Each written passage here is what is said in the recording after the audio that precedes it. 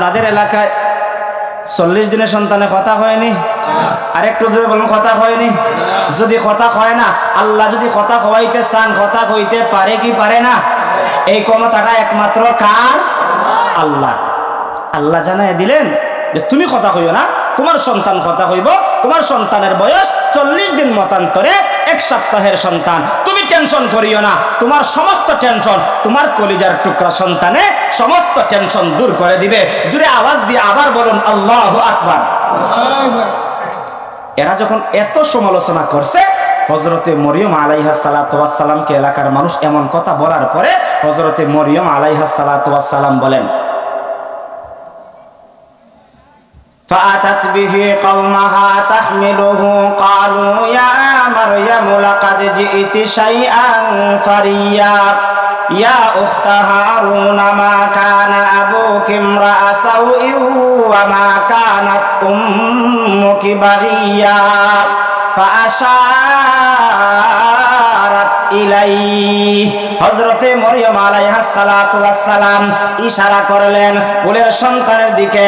এবার জবানটা বন্ধ রাখবেন না, উচ্চ আওয়াজে বলুন, কুলের সন্তানের বয়স 7 দিন অথবা 40 দিন, ঠিক কিনা?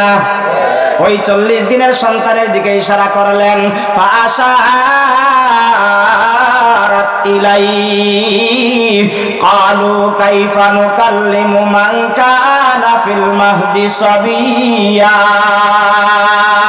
এলাকার মানুষ বলে, তুমি যে ইশারা করলা এমন একটা সন্তানের দিকে, যেই সন্তান দুলনায় খেলাধুলা করে।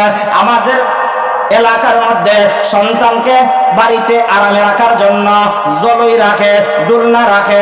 দুলনার মধ্যে সন্তান রাখলে সন্তান কান্নারত অবস্থায় থাকলে দুলনার আরাম পাইয়া ঘুমিয়ে যায়। জুড়ে বলেন ঠিক কিনা? দুলনা চিনুননি? আমাদের হবিগঞ্জের ভাষায় হয় জলই। জলইও হয়, দুলনাও হয়। জলইও হয়, দুলনাও হয়। এরা কইতেছে, হয় তুমি দে ইশারা করলাই মরিয়ম তোমার কুলের সন্তানের দিকে, তোমার সন্তান তো দুলনায় খেলাধুলা করে, অর্থাৎ ছোট সন্তান, এই সন্তানের দিকে ইশারা করছো, তোমার কি তা মাথা খারাপ হয়েছে নি? হযরতে মরিয়ম তো কোনো কথা বলবেন না। কেন? আল্লাহ নিষেধ করেছেন ইশারা করার জন্য। ইশারা করলেন কাইফা নুকাল্লিমু মান কানা ফিল মাহদি সাবিয়্যা। তারা কইল দুলনায় খেলাধুলা করে এমন সন্তানের সঙ্গে আমরা কেমন করে কথা বলবো? তাফসীরের কিতাবের মধ্যে পাওয়া যায়, তখন সময় হযরতে ঈসা নবী মায়ের স্তনের মধ্যে দুধ পান করতেছিলেন। দুধ পান বন্ধ করে এলাকার মানুষের দিকে তাকাইছেন, তাকাইয়া এমন 3টা বক্তব্য দিয়েছেন, যেই 3টা বক্তব্য শুনে যারা শাস্ত্রের সমালোচনা করেছিল, লালপুর বাজারে সমালোচনা করেছিল, রাস্তার মধ্যে বৈশা পয়েন্টে পয়েন্টে এরকম ভাবে সমালোচনা করেছিল, তাদের মাথাটা উঁচু ছিল।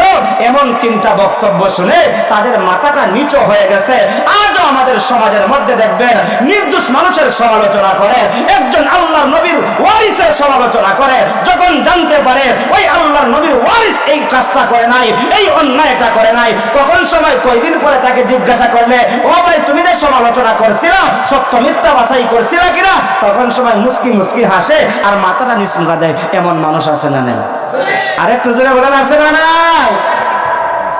হযরতে মরিয়ম আলাইহিস সালাতু ওয়াস সালামের কলিজার টুকরা সন্তান কি 3টা কথা বলল, আল্লাহ তাআলা সেই কথাটাও কোরআনুল কারীমের মধ্যে উল্লেখ করেছেন। আল্লাহ তাআলা বলেন, ক্বালা ইন্নী আব্দুল্লাহ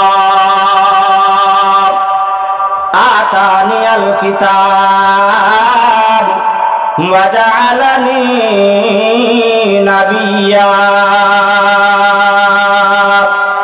হযরতে ঈসা আলাইহিস সালাতু ওয়াস সালাম 40 দিন তথা 7 দিনের সন্তান এলাকার মানুষের দিকে তাকাইল। তাকাইয়া বলে, ক্বালা ইন্নী আব্দুল্লাহ, আমি হলাম আল্লাহ তাআলার বান্দা। আতানিয়াল কিতাব, আল্লাহ তাআলা আমাকে কিতাব দান করেছেন। ওয়া জাআলানি নাবিয়্যা, আল্লাহ তাআলা আমাকে নবী হিসাবে স্বীকৃতি দিয়েছেন। এই 3টা কথা শোনার পরে যারা সমালোচনা করেছিল তাদের জবান বন্ধ হয়ে, এটা করছেন কে? আরেকটু জোরে বলুন কে? এই ক্ষমতা আমার আল্লাহর আছে না নাই? এই ঘটনা এই জন্য বললাম, আল্লাহর কুদরত, আল্লাহর ক্ষমতা কম না বেশি? আর একটু আসতে হন।